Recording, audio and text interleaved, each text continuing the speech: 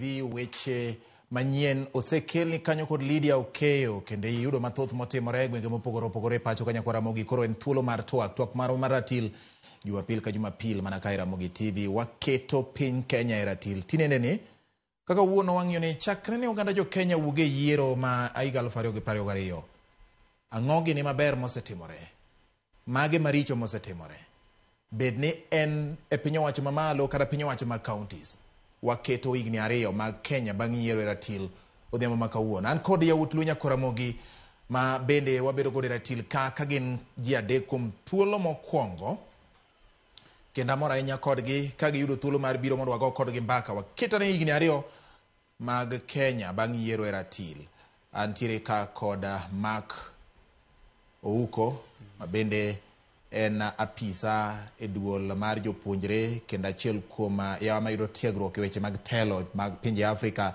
e piny Afrika ma milambo machiegni ahinya Mark. Ago erokamano. Erokamano ahinya Mark. Kaso bathe kan gi wakili Jacob Odhiambo ma bende osebiro ratil ka e kinde mokalo aparo ni e kinde mag yiero emane wabede ratil tok yiero matin nyiso ne kidwuok ka sani to koro wang'iyo higni 2 gima no ineno sama ne timo campaign nyaka sani machiegni ahinya Jacob.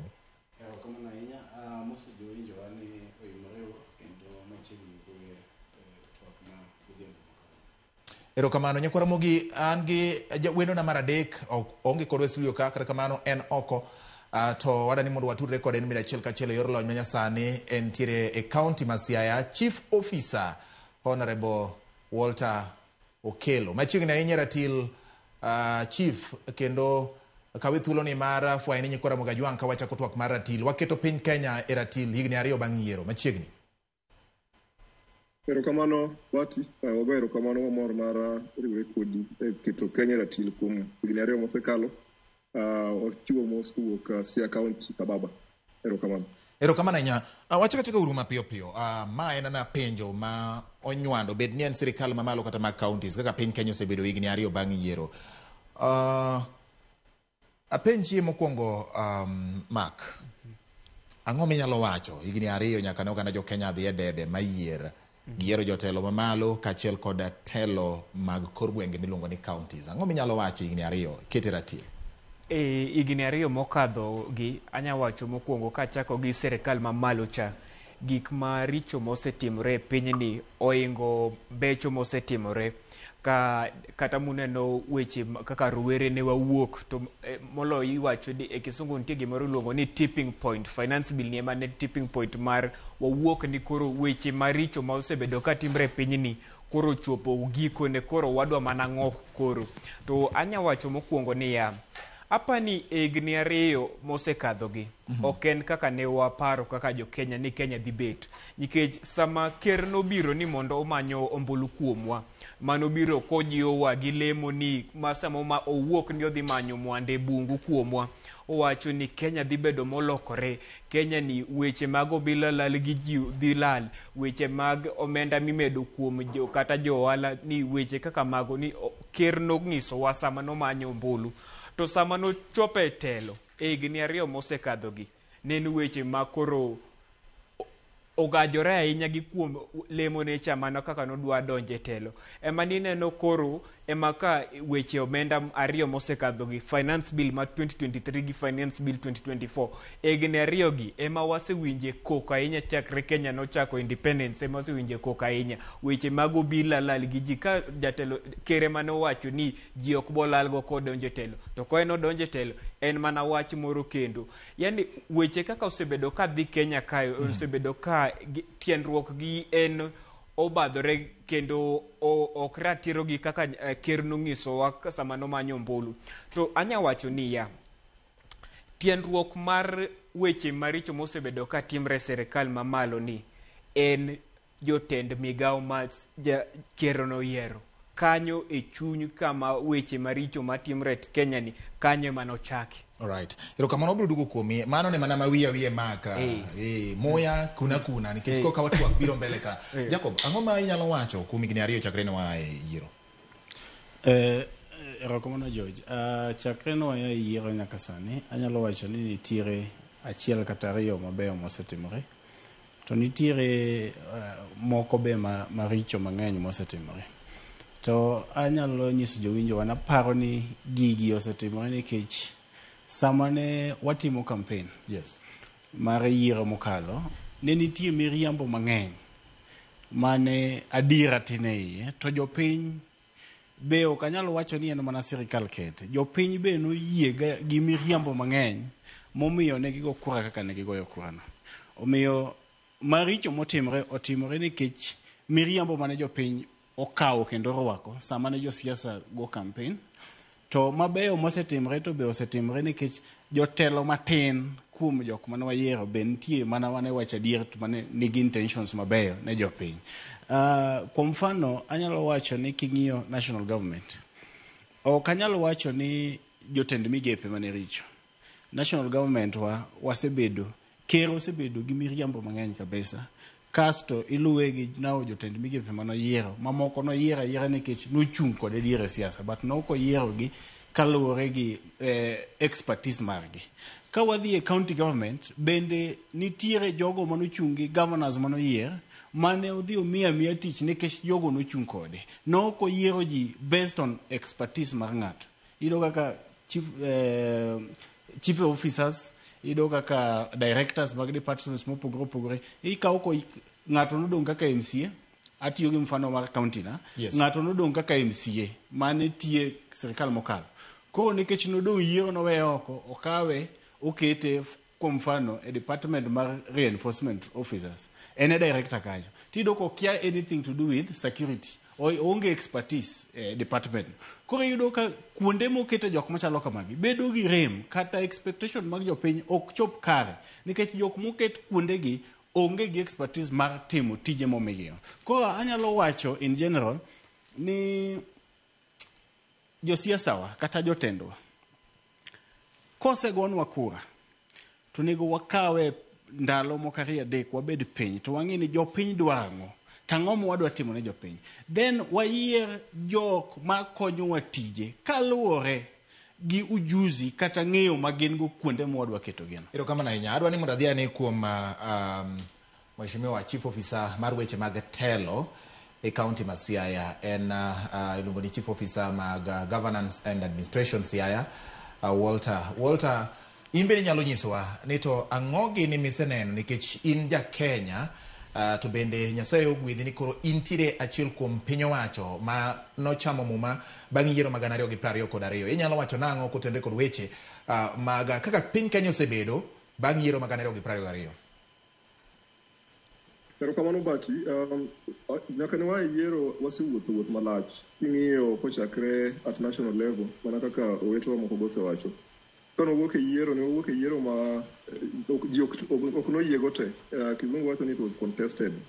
Kendo noeno kaka ok nobete matin, jogwa ma korka ODM nodhi e court kwa contest presidential election. Bang' mano sirikal olosi, sirikal mar His Excellency William Ruto nochako implement agenda margi under gima niluongo ni bottoms up economic agenda, better. Mano was their campaign manifesto, kendo jo Kenya ne nigi geno ni gidhi implemented to the latter. Achiel kuom gigo mane jo Kenya bedo geno kabisa ne wach mar hustler. Ne giwacho ni gidhi support jogo man piny kucha maonge nyalo, joma mine, vijana mondo bed ni ngimagi lokre. Waseneno kuond moko nitie maber osebetie. Achiel kuom gigo maseneno ma sirikal samoro bet osetemo mobede gi some positive score en wach mar gimiluongo ni last mile connectivity. Waseneno ka sirikal temo mondo umeme kata power kata stima kuond mopogore opogore. Kendo waneno ka ne paro bende obetie maber ka gikelo gimiluongo ni county aggregation park kata KAIP. Kineno almost counties wate sirikal mamalo notemo mondo kete aggregation parks gi. Intention mar aggregation parks ne ni mondo bed ni wanyalo bedo gi processing mag commodities mopogore opogore mondo vijana oyud tich, obed ni nitie value addition, mondo ngima mondo bed bende makare. Kendo nyocha waneno ka sirikal otemo timo sinani etemo keto gik miluongo ni ICT hub. Magi nyiso ni kuonde manyasani ma jowa nyalo dhiye, bedo gi puonjruok, bedo gi tiegruok mag weche mag ICT, Information and Communication Technology, mondo service delivery odhi kare. Mar ang'wen ma bende oseneno kotemo bet maber en weche mag Huduma Center, ma sirikal ne temo mondo kel go services machiegni. To koweyo mago, Gino maduong' ma japiny osebedo ka ng'iyo kuom higni 2 mokalo gi ma kata bende nosekelo chien kanyo ne en wach mar gimiluongo ni cost of living. Pek mar ngima osebedo ka chalo nadi kuom higni 2 mosekalo gi. Anyalo wacho ni sirikal notemo ka weche mag agriculture at some point noneno ka sirikal wacho ni gi-spend pesa e weche mag fertilizer, weche mag subsidy, weche mag certified seeds. En mana ni kwang'iyo koro e ground koro koni, ineno ka effect mar agriculture intervention from national level samoro ne pok obedo malo ahinya. Wang'eyo capacity mar productivity mar Kenya. Wan gi capacity mwanyalo golo kata mano oduma manyalo feed Kenya te nyaka kata jirendewa. To en gima pok obedo maximize. Koro pani pod nitie opportunity mang'eny ma wanyalo dhigo mbele. Achiel kuom gik mosetimre kuom higni 2 ma an kaka ng'ama interact gi vijana manyaka wawachi chon sani en wach mar education, access to weche mag somo. Kane sirikal nyodonjo, nineno ka nyithi university ne chulo siling 16,000 16,000 eminent tuition fee. Kawuono 2 years down the line gino osemedre ma kawuono koro ichajo nyithindo 52,000 siling 52,000. Mae miyo cost for access to somo bedo matek. To wang'eyo ni somo en gino manyalo riwo ng'atno mani piny gi ng'at mani malo mondo obed e level achiel mondo ngimagi olokre. Kwang'iyo kaka twak osebet kata wuoth osebet korka county, kachiwo gi example mar county wa Siaya, waseneno lokruok maber kendo waseneno okang' mopogore opogre sana sana weche mag gik migero ma physical. Pien kucha kane county development ochakre, nitimo project matindo tindo, opening of roads, gik makamago. To sani kata kuom higni 2 mosekalo gi Siaya kae wakwongo neno ka ogonwa lam nderni 3 in the last 2 financial years mosekalo. Kidonjo Siaya town ka wan gi ndara mowuok kamoro ni Siaya township makalo tok Kababa dhira Bangu, ogo lam. Manyiso ni access obedo mayot ne jopiny kanyo. Kidhi Ugunja nitie tamaking madhi mbele around the market. Kidhi Yala bende kamano. Kidhi e sector mar health bende nitie maendeleo mang'eny. Kibiro referral hospital Siaya, sani wan gi modern theatre complex ma is at 95% completion. Kidhi e sector mar agriculture, nitie bende project maduong' machalo miluongo ni Siriwo milling plant ma support jopur mondo lokruok obedi. Koro in terms of counties to nitie visible and tangible projects mwaseneno over the last 2 years and mwan gi geno ni ka wamedo dhi mbele kamano to nyalo medo kelo lokruok makare. Erokamano nya Walter kuom ler magamano. Iwinjo ka nitiere wach mabende omulka ma paro ni joma ng'eny osebedo ka goyo mbaka. Achiel kuom gin weche mag somo. Weche mag somo bende nitiere thuoke moro motere sirikal mamwalo mano kowuok e ECDs gi tertiary institutions, mago mag technical and vocational training institutions. Kasto weche mag somo mag primary, weche mag somo mag secondary kaachiel kod weche mag somo mag mbalariany pod itiere piny owacho mamalo. Ang'o minyalo wacho Mark, nikech ka in kaka japuonjre bende gima iwinjo ka Walter okelo wacho koteno gi weche mag somo, wacho ni access weche mag somo osebedo samoro gi pek. In kaka ng'ama nitiere Kenya kwa ng'iyo higni 2 gi, ang'o ma iparo ni owinjo bed ni timo maber ka samoro ma ok notimore? Agwero komano kuom penjono e weche mag somo mokwongo apani there is a huge disconnect between joma loso chike mag somo gi joma somo, kata nini joma loso chike gi jonyuol ma tero nyithindo gi skul. Mokwongo ka wachako gi wach mosekelo liet ahinya ma kata ne wantie bura moro e ndalo 2 mokadho, wach new funding model ni.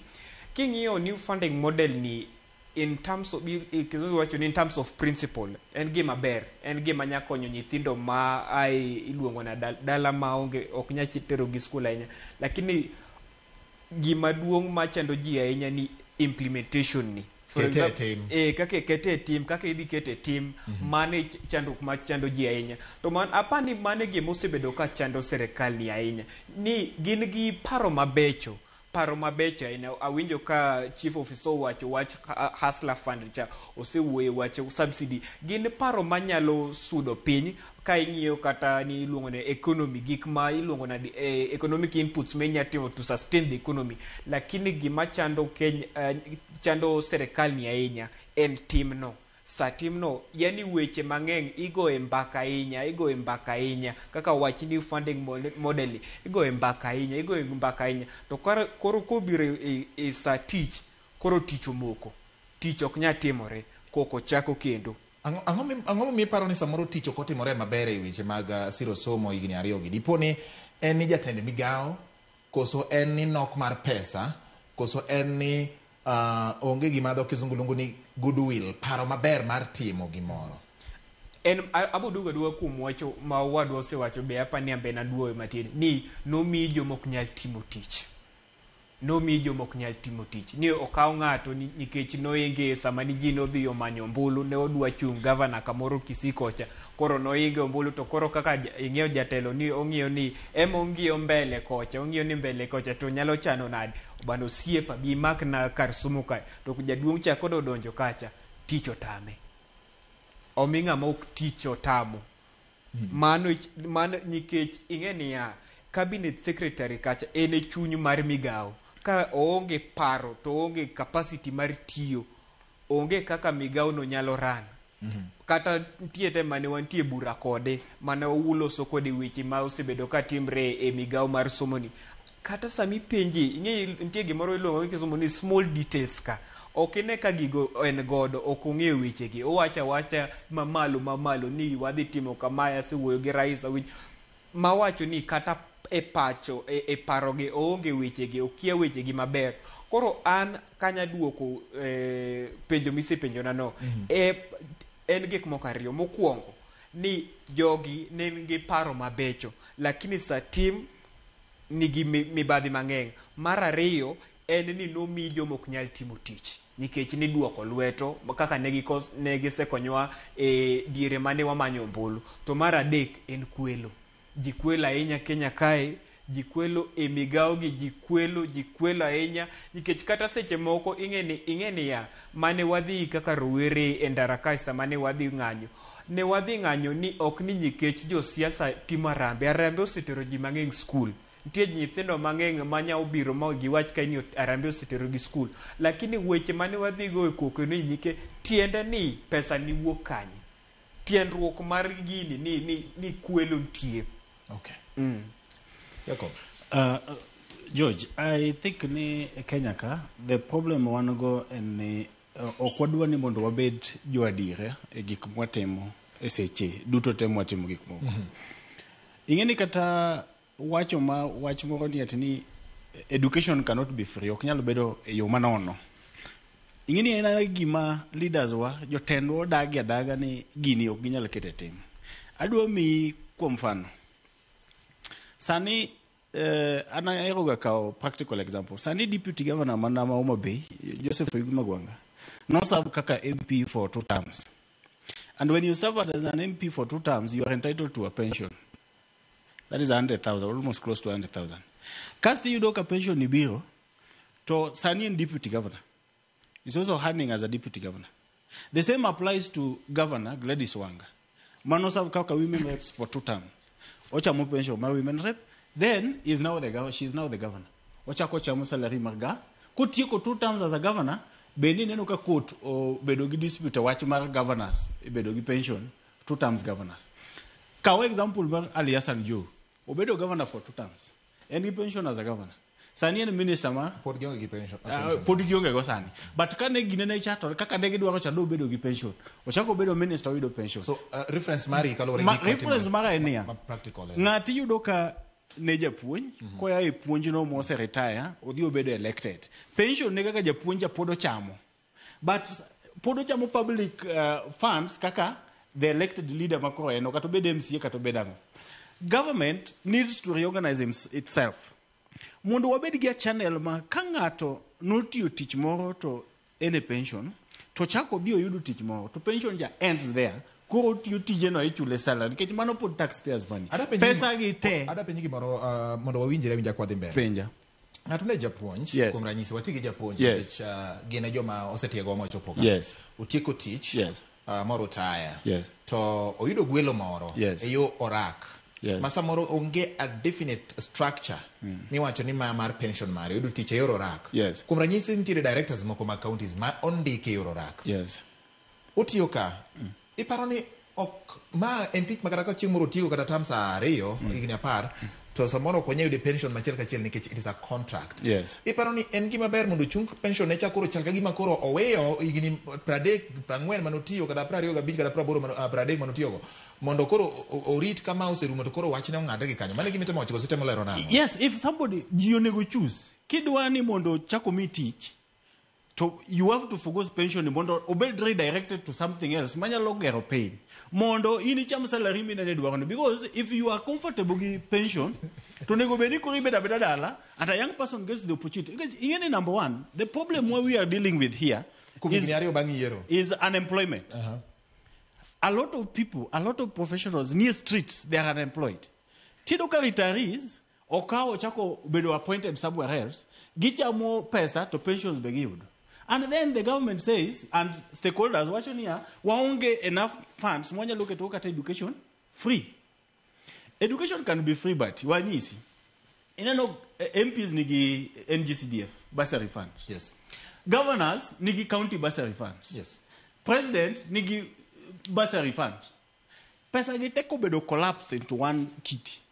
To watch niko secondary school bed free, university school bed free. To pesa giteo bed funded, bed sent direct to these institutions. Angoma mono education bed free. Okay. Why burden the parents? Ma are already burdened. Mabe chulo tax. So tax gibe are expensive. Some of these parents are jobless. Ko gima walak as a country, and just proper and sensible leadership. If we can have leaders manyalo keto the interest, manaka ko wadu wacho ni jomoko yiero to gin gima giparo kaka ginyalo bedo multi-billionaires within the 5 years. Mondo ka chopo at the end of 5 years, gichak ge fund a presidential candidate kata a governor candidate, mondo ka governor no chako win. Okay. To gichak ochako appoint gikendo gichak ge kwal. But waunge servant leadership. Okay. Servant leadership in the sense that ine no kata jensi samane wa wuok. Ne wawacho niya, President in nyaka nyichel nino chake no kwa ne niki wuok, idhi kata mana sympathize, ionge empathy ne joko mane piyuero. Nyaka Raila no wuok ko dhi mukuru kwa jenga. President no dhi nyaka Madari. No dhi Madari chieng mane Raila wuok ko dhi mukuru kwa jenga, Raila gini bug chiemo mukuru kwa jenga. Okay, chieng ma president bu afternoon ne wuok ko dhi Madari. Nyiso niya, de Raila gini the ODM team and the rest we dhi mukuru kwa jenga kacha. Pugu chiemo ka. Embe do beda comfort zone, obeda status kacha, piyura ji, statements emichiwo, there's nothing. Leadership and there, you become a servant. Ibedo ngama interest mara jo penye mumio inikanya. Ka shida omakubati. To ane mane bati yogona kura monda represent kata monda bedi jatende. To nego benare ingangi yon to shida mumakubatini. Ereka kawanya lokonye ubuge shida. Okay. But mane giman leadership wasani walak as a country. Okay. But I hope Niko with the national dialogue after the Gen Z Mandamano, with the national dialogue that is being talked about, and with some of the opposition leaders being appointed into government, what they know, a sense of leadership, the new cabinet, mano bed appointed. Mano bro ng'iyo higni adek bang'e nikech koro en gima chakore kawuono en tarik 11 dwe mar aboro gana 2024 nyiso ni wasego ndamo ndalo ariyo bang' jo Kenya ne go ombulu 2022. Wadhi anir chief officer, gimomiyo adhi ir chief officer ni mondo nikech en gilonye weche mag governance kachiel kod administration mowacho ni en apisa mochung' ne weche mag telo e gwenge mag Siaya. To ma bende onyalo ng'iyo godo counties mamoko bende. Onyalo nyiso ni to pek mage mosebedo ne counties nyaka ne yiero timre nikech kata mana jotelo mantiere counties ok mana Siaya kende Walter, inyalo nyiso kata mana counties mamoko bende nikech samoro timo rombe to winjo ywak ma samoro governors bedo gore kinde magine rombe magi. Ang'o pek mage ma samoro counties osewacho ni mae gima osemonowa go ndamo, to samoro yot mage magin bende gisewacho ni ka to koro wasebedo kwa yude yot mondo wang'e ni to gik mosetimore e chigni higni ariyo dweche 24 nyaka ne oganda jo Kenya wuoge debe, yot mage pek mage e weche mag tayo counties maturka. Erokamano Bati, kapok adhi penjo go gik no, dahera chiwe donda matin e wach mar education model mar fund ma owadwa wacho kanyo no. Anapani gima kelo shida kata challenge maduong' momiyo implementation bedo matek en ni sirikal thothne osebedo katimo policy interventions moko ma ok nigi public participation moromo. you don't need the sector mabedo affected ok bed involved sama policy no bedo design kata mana wach mar somo ma wacho ma affect nyithi university kenen gimo mako comrades mang'eny en policy new model mar funding okele but ok notim adequate public participation core implementation mare bedo challenge kendo ji mang'eny yudo pek to mano bende waseneno ka apply sectors mopogore noneno ka government obiro gi wach mar transiting from NHIF to SHIF in terms of health policy ma waneno ka quote obiro ma onalify mano kendo chak waneno ka national government obiro gi intervention mar housing levy protests obetie and even the courts nullified so hapana achiel kuom challenges maduong' mosebedo en lack of adequate public participation kuom lokruok mag chike kata paro ma sirikal bedogo manyalo support intervention kuom opogore kuom higni ariyo mosekalo. Kwang'iyo yot kata pek mosebedo koka county achiel kuom obvious challenges en wach mar timely release mar gimiluongo ni exchequer. Pesa mawuok e national government kabiro e counties osebedo kabiro kidam ok obi e yo moro ma counties nyalo plan go maber obiro samoro molewo to samo biro molewo no ok betie samoro jotich mar county chulo molewo samoro project mag development monego bedie completion time budho kabisa koro jopiny samoro ok ne ber mar projects go to gin gik ma chamo pesa.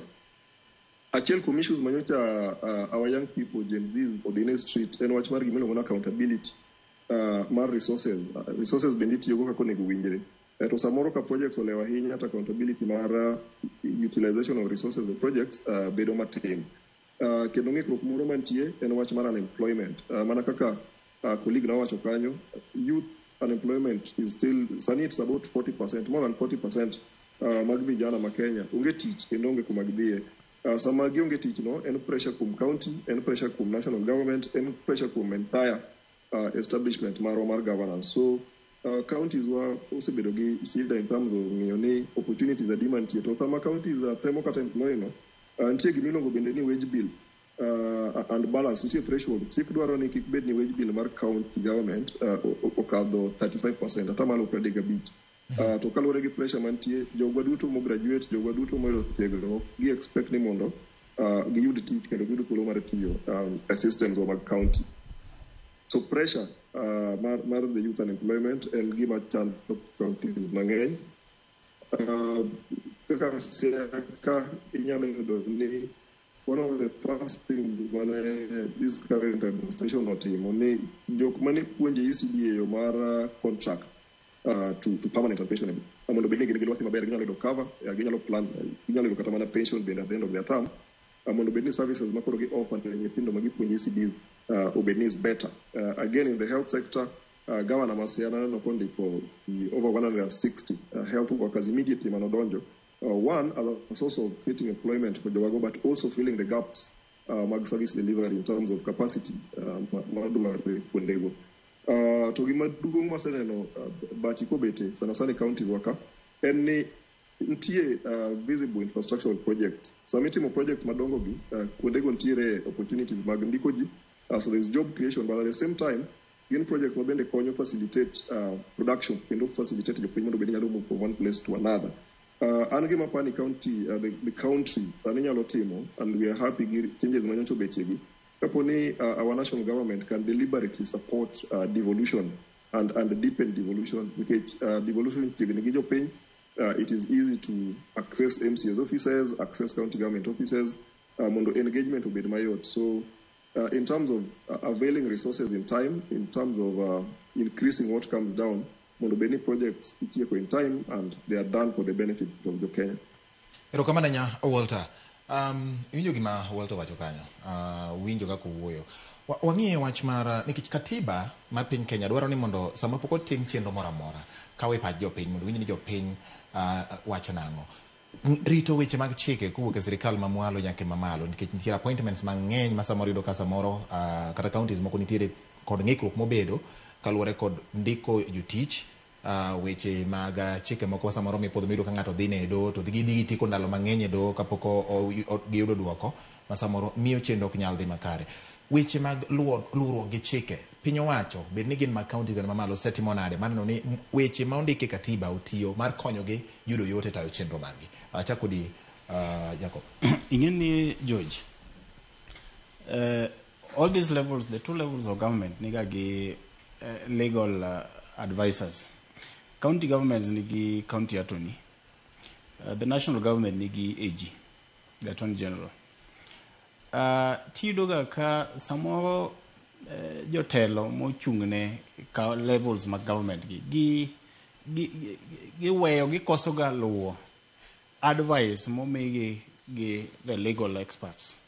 Majorly in terms of public participation. A lot of projects are more ringo to the launch project and project to say chakore public participation onge manotema proper kaka wado wachono kata policy framework implementation ma the same project okotimre yo makare kaka aslafan neonge aslafan ngino fail nikech neonge policy framework mane obedo anchored into the law mane nyalo facilitate a proper disbursement and maybe even the management mar that aslafan mane momiyo aslafan onge effect ma jo piny feel kata gimo o improve kata konyo go jo piny but ka leaders wanyalo allow proper public participation and the right legal advice and taking those legal advice and following them kata some of these cases miti record ki samoro okjal bedo nekech you implement something Tongato the court, and due to lack of public participation or consideration of proper legal advice, court didn't allow you. Court give me timo chate or the other ways. Niti kata a lot of projects. Ma courts no se chungo ma pes jo pe no de no kamano. Nikech once court nalify gimo okinyal dimbele gigi ma court se dai. Koro yudo ka pesa mo si tigo kacha. No se dia no kamano. And then gima kuri duogo ir jopiny inyiso jopiny niya ning'eni kote mano tamore gima nwatimo kacha koro pesa cholalala kamano. So what our leaders need to do or government in place walure uru gi chike to kendo watimuru proper public participation mondo gimoro ma mwatimo otimre e yo makare kendo kik wabed gi court battles mamiyo slow development chien. Mogike mana kaluwore kaka wadwa wacho aparo ni counties wa sane anyalo wacho kaluwore gi kaka nwaya yiero counties wa osetemo Oma Bay ingeo kumane wantie sane kuro at least governor wa osetemo makuro wane kamoro we've seen 1 to 3 things ma positive ma governor osetemo national government be aparo ni nitire achiel kata ariyo mosetimore but en mana ne problem bebedo en duplication of duties kichido ka kuro. For example, agriculture should be devolved as per the constitution. But the major part of it put be done by the national government. Put national government take major role to agriculture to is devolved, a devolved function. Right. The same too, even health. Health thing should be a devolved function. But put national government, your pain, makawaida, putting ni health.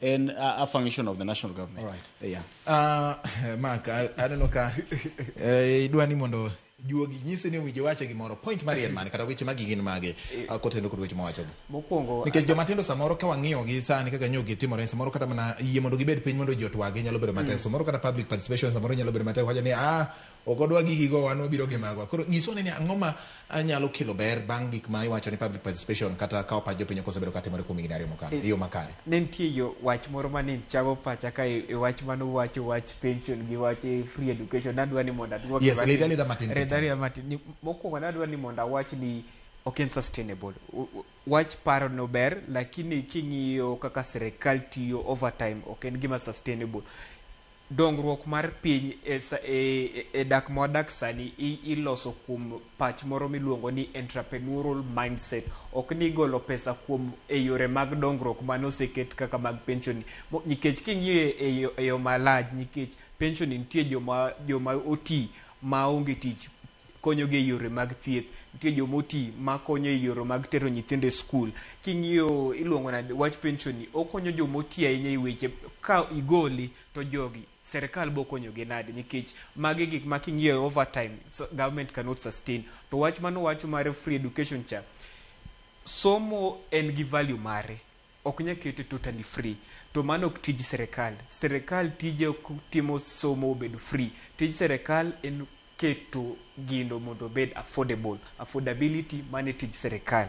Kata ka ning'iyo diere mane ker mar adek ni nitie iluongo Mwai Kibaki, kata mane otimo free education, notimo atima mane e low levels iluongo nade e primary level, nikech iwacho ni benefits of education niga malo piny kocha e oganda moloyo ka en university, nikech iwacho ni ka watero ji e school primary gi secondary, at least ji nyandiko, ji nyawuoyo, ji nyabiro e studio, kata ka ng'ato kodhi school olanyo weche 2-3. Emomiyo nawacho ni ok en sustainable, lakini embe gi paro ne, lakini mana e pacha. Ka wabiro e weche mag chike gi, wanyang'iyo gi yore ariyo. Mokwongo miwacho ni public participation. E Kenya ni public participation e weche mag chike en mana for PR.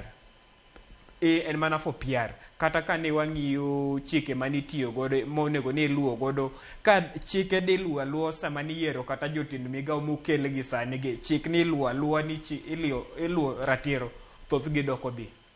Mana diera ma wang'eyo ka de wachako kata ni chapter 6 mar integrity, wachako ng'iyo jogi e yo machiegni, mang'eny doko dhi. Lakini anya wacho ni ariyo, weche mag chike e Kenya ni osebedo ka nigi mabadhi nikech ot milose chike gi be onge machiegni gi ka chike gi iluwo parliament marwa, nikech wayudo ni parliament kama onego ni giluwo ka chike gi be iluwo adier, chike ma waloso gi iluwo adier, ni weche mag siasa odonjo kuom gi ahinya, nikech tinde kata ka tie migawo moro kata ka ker dwaro gimoro mondo tim, pach mar kama ilose chike gi onge kaka iwinjogi. Kata ka odhi e county assemblies ka monego ni mako governors gi ni chik ni boluwo, en mana siasa, kaka party owacho kata kaka ker owacho, kera jatend gimoro owacho. To mar ariyo kanya wachno ni wach chik ni jotendwa ok lu, nikech gineno ni jopiny be ok odich gi chik. Kata king'iyo chike mayot ahinya kaka traffic laws monego ni ji luwo, ji ok odich godo. Koro jotend piny be ng'iyo ni ka jopiny be ok odich ahinya gi chike kata matindo gi, wambe wanya timo atima kaka wadwaro. Alright. Erokamano, wan gi dakika achiel, second 30. Adwani watiek twak marwa. Achak gi chief officer mondo omiwa mana wachne kowuok Siaya mondo ong'iswa ni en owuon ang'o moparo ni nyalo tim, kata ote mane ma en godo achiel kachiel ne oganda jo Kenya e kinde ma koro wadonjo chako higa mar 3 bang' yiero ma 2022. Chief Officer Walter, inyalo nyiswa ni in gi pachi e second 30 ang'o miparo ni owinjo bed ni timo mondo oganda jo Kenya obed gi geno ni ngima nyalo bedo mayot, lokruok nyalo betie?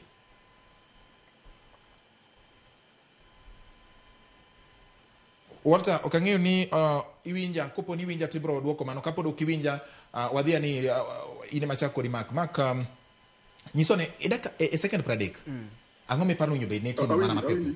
Awinji. Alright, erokamano ahinya. Watika gi Walter Chuth. Walter, inyalo nyisowa ni to ang'o miparo ni owinjo bed ni timo mapiyo e kinde ma koro Kenya odonjo higni 3 bang' yiero mar 2022 manyalo kelo lokruok e second 30? Mokwongo en gima wacho chien kacha ni nyaka wabed gi miluongo ni deepened devolution. Sirikal mamalo nyaka bed intentional, gibed gi gombo kendo gi ikruok mar supporting sirikal mar kor gwenge, nikech ma sirikal machiegni gi jopiny kabisa. To mar ariyo, achiel kuom gigo mosekelo pek kabisa en weche mag ushuru ni malo. To gima kelo achiel kuom ushuru bedo malo en gima iluongo ni public debt. Nyocha waneno ka report mowuok en ni atamalo mar 70% mar pesa mar japiny, 77% mar pesa mochoki dhi toward servicing public debt. To samoro gino mane debt otimo mokelo maendeleo ma samoro jopiny nyalo neno onge. So the first thing en ni mondo wabed gi audit mar public debt wa, mondo wane ni debt ni ere kaka konyo jopiny, ere kaka yot nyalo bete mondo ushuru level mar taxation odog piny. Sama wan osedok piny to wa support devolution mondo wa create jobs ne vijana, wa review weche mag education. Access to education is primary. Afadhali wabedi gi populace mosomo, ma nyithindo somo, jowa nigi tiegruok mopogre as we continue to expand the economy, nikech ng'ano ma nigi tiegruok nyalo bedo gi support mare en owuon kata ka samoro pok oyudo kaka indike. So access to education is important, reduce taxation and support devolution. Erokamano ahinya Chief Officer kuom wach makamano, mano wach mitieko makare. Yes, Mark. An anyalo wacho ni achal ni Kenya kae nitie yath manyien mosedonjo, ni kaka rowere ka wachako menyo jogi e yo ma ok wawegi, to chal ni gibo tiyo. Koro wan kaka rowere wawuok ni wang'ni kata migawo moyier manyien gi wadhi ng'iyo gi kendo wadhi menyo gi to wadwa ni mondo giti. Ka gitiyo to wabo dok mane ndara kendo. Erokamano ahinya. Okili seconds 30 kang'eny. An wach mogik manyalo wacho en ni jotendwa wabedu responsible kendo wang'iyane. Naneno ka Auditor General nogolo report po nitiere debt moko mwasebet kwa chulo ma pesa mapok ochopo kata Kenya ka. Omiyo wang'iyane to be audit mana kaka wado wacho no, audit mar public debt. Kasto wang'i ni wan kaka jomatindo wang'iyo ni ok wang'iyo national government kende kata county governments waket into accountability. Wademand accountability kuomgi mondo gitine jopiny maber. Nyakwa Ramogi sai mong'ado weche to pod thothne mana ka wacho pile. Erokamano ahinya ne wakili Jacob Odhiambo. Erokamano ahinya ne Marco Ouko kaachiel kod in bende Chief Officer Walter Okelo kuom bedo kodwa bende. Nyakwa Ramogi mane makelo e giko mar Ratil. Nyinga en George Bati. Oriti masani.